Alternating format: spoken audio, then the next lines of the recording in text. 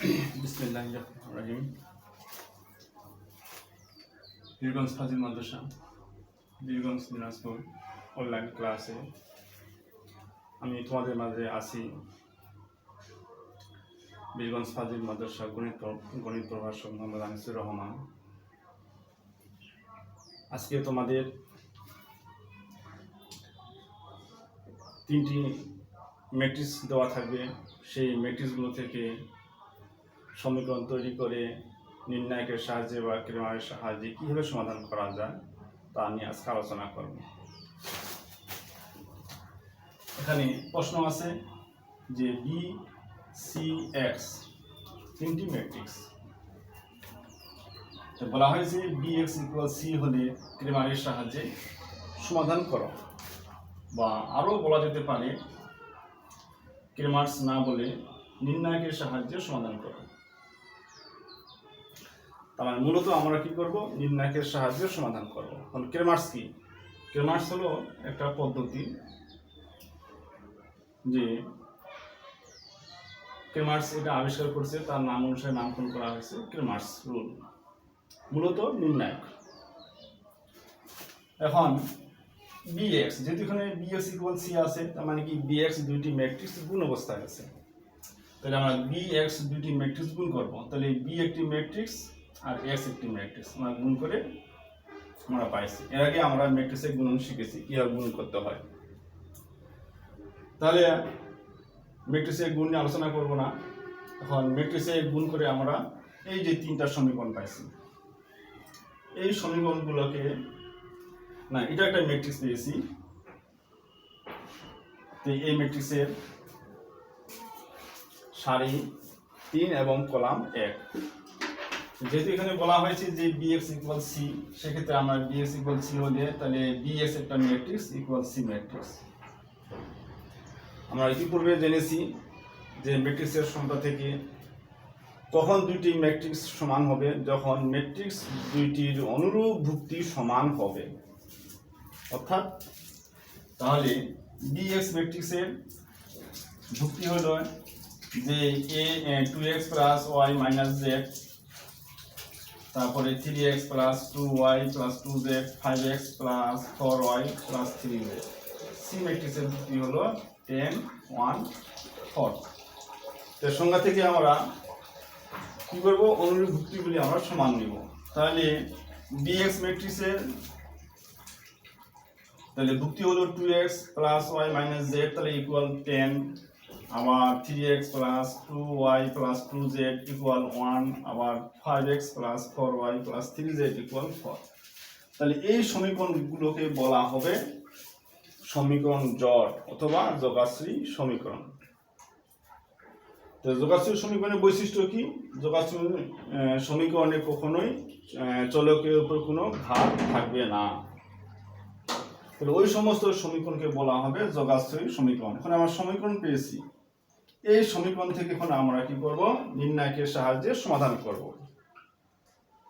এখন নির্ণায়কের সাহায্যে সমাধান করার জন্য প্রথমে আমাদের কি করতে হবে?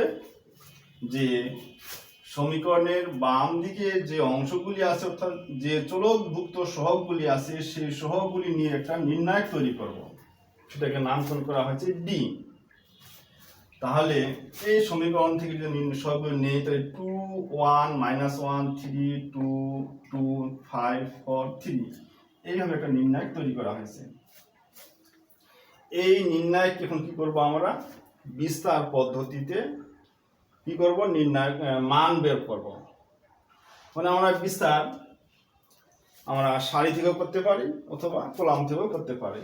তো আমাদের সুবিধাজনক হলো সারি। তাহলে আমি 2 হলো প্রথম সারি প্রথম কলামের ভুক্তি। যে ভুক্তি নিব আমরা, সেই ভুক্তির সারি এবং কলাম বাদ দিয়ে যে নির্ণায়কটি থাকবে সেটাকে এখন আমরা বিস্তার করতেছি। তাহলে কি হবে? আমরা 2 3 গুণ করব 6, সূত্র হলো -4 2 হলো 8। এইভাবে প্রথম সারি দ্বিতীয় কলাম বের করব। এইভাবে আবার প্রথম সারি তৃতীয় কলাম বের করলাম, বের করে আমরা কি পেয়েছি? -5 পেয়েছি। অর্থাৎ নির্ণায়কের মান পাওয়া গেল -5, কিন্তু নট 0 বলা হয়েছে। কেন? তাহলে নির্ণায়কের মান যদি 0 হয় তাহলে যে যোগাশ্রয়ী সমীকরণ আছে বা সমীকরণ জোট আছে সেগুলো থেকে আমাদের সমাধান করা যাবে, মানে সমাধান যোগ্য। এই কারণে এখানে আমরা দেখাই দিব যে নট 0, তার মানে 0 হয়, তার মানে সমীকরণগুলো সমাধান যোগ্য। এখন আমরা কি করব, সমাধান করব। যখন আমরা সমাধান করব আমরা এখানে ডি পেয়েছি, তাহলে কি আছে, এখন চলক কয়টি আছে, 3টি চলক x y z। তাহলে আমাদের 3 চলকের সাপেক্ষে নির্ণয় করতে হবে। এখন যেই চলকের সাপেক্ষে আমরা নির্ণয় করব সেই চলকগুলির জায়গায় কি হবে, সমীকরণের ডান দিকে যে ধ্রুবকগুলি আছে সেই ধ্রুবকগুলি ওই চলকের জায়গায় বসে নির্ণায়ক তৈরি করতে হবে। এখন তাহলে আমরা যাই।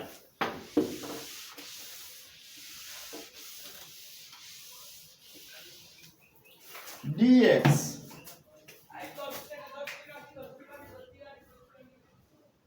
তাহলে dx আমরা কি পাবো, তাহলে 2 এর জায়গায় 10 হবে, 3 এর জায়গায় 1 হবে, 5 এর জায়গায় 4 হবে। তাহলে 10 1 4 বাকি যে চলকগুলি আছে সেই চলকগুলির সহগ অপরিবর্তিত থাকবে। 1 2 4 -1 2 3। একইভাবে যখন মনে করি ডি কে আমরা বিস্তার করে মান বের করেছি, সেই ডি এর মতো করে আমরা বিস্তার করে মান বের করব। তাহলে বিস্তার করলে কি পাওয়া যাবে, 10, তাহলে ওই সারি কলম বাদ, তাহলে হচ্ছে 3 দুগুণী 6 4 2 8 -1 3 8 -1 4 8। এটাকে আমরা যদি গুণ করে যোগ বিয়োগ করি পাবো -11। তাই আমরা dx পাইলাম। একইভাবে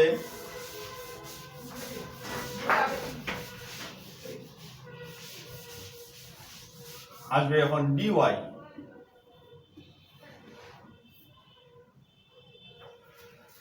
যখন dy বের করব তাহলে y চলকের জায়গায় সমীকরণের ডান দিকে যে অংশ যে ধ্রুবকগুলি আছে সেই ধ্রুবকগুলি বসবে, বাকিগুলো অপরিবর্তিত থাকবে। 10 1 4 -1 2 3।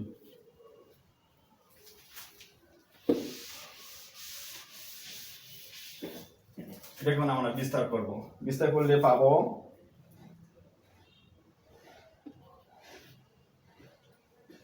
3 8 -10 9 -10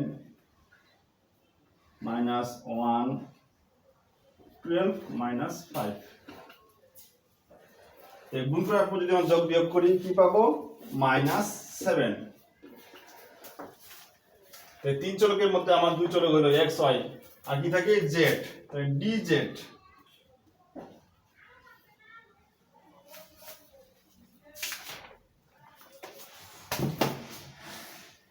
এখন dz কি হবে, 2 1 10 3 2 1 5 4 4।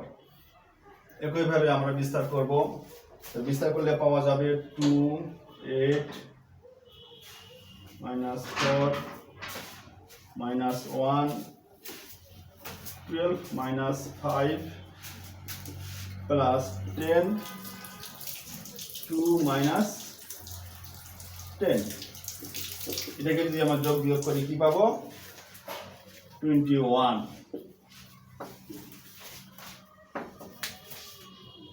তাহলে সমীকরণ জোট থেকে আমরা ডি dx dy dz পেয়েছি। এখন আমাদের সমাধান হলো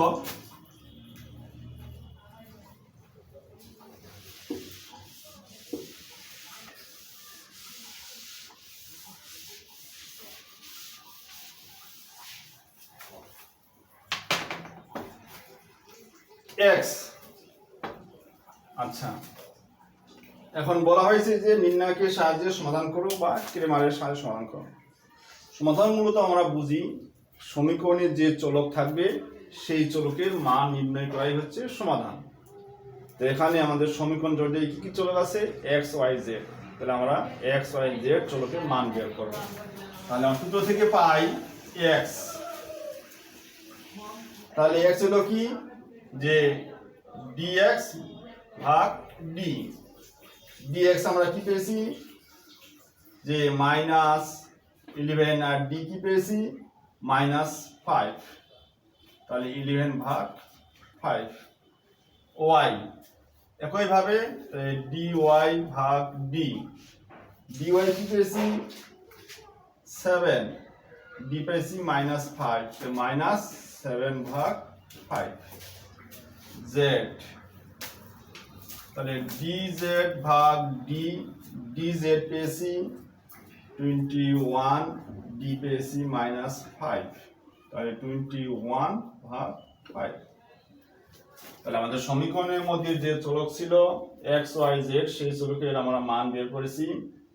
তাহলে এই মানগুলি হচ্ছে যে ক্রেমার বা নির্ণায়কের সাহায্যে সমাধান। তাহলে অতএব নির্ণয়ের সমাধান,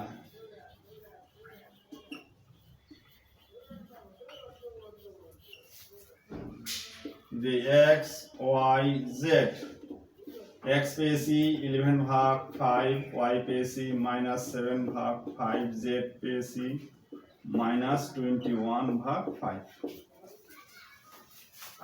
এই হলো ক্রেমারের সাহায্যে বা নির্ণায়কের সাহায্যে সমাধান। তাহলে আজকে আমরা এ পর্যন্তই, যে নির্ণায়কের সাহায্যে বা ক্রেমারের সাহায্যে সমাধান করতে শিখলাম। এভাবে আমরা বাকি অঙ্কগুলো বাসায় করব এবং যার যে সমস্যা আছে সেই সমস্যাগুলো করে আমার কাছে উপস্থাপন করবে। আজকের মতো ক্লাস সমাপ্তি করা হলো। খোদা হাফেজ।